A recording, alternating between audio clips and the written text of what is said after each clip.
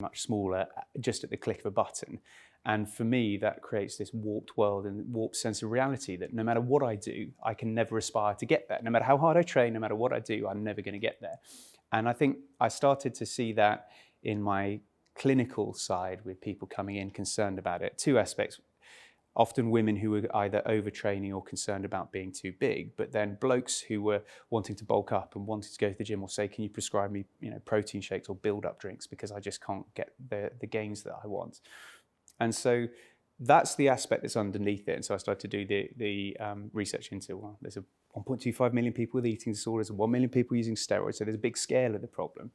And then as a politician stepping in, I thought, well, I'm passionate about this. I have no idea how politics works. This is a good lever for me to try to see. It's something I think would make a difference. I think the evidence backs it up that it would.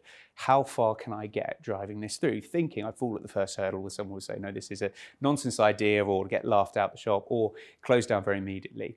And actually, it's been somewhere in the middle. People say it's a great idea, but there's practical issues about how you resolve it, how you enforce it, what you look like. And working my way through those meetings with all the stakeholders has been fantastic over the last 2 years, because it's only a couple of weeks ago I was meeting with the Norwegian ambassador because they put the same law that I want to put in place over there. And you're saying, well, practically now, how do I do that? Where do I take it? But I never thought I'd be writing in Grazia magazine or meeting. I was very lucky to have James McVeigh from I'm a Celebrity in the Vamps support the campaign. And I never thought that I'd be meeting celebrities and doing this kind of stuff as an MP. But it's how do you generate that? And it's a great learning process for me because I'm a learning by doing kind of person. So that's how it's helped to move the whole campaign into one direction, I guess. So I don't see myself as a campaigning MP, actually. I see it as part of just, that's an interesting part, but all the other stuff you got to do for your constituents is more important. Making sure they've got the roads. We got a zoo. We're very lucky to have a lot of money go into a zoo and those kind of things. So it's picking issues and problem solving, I guess.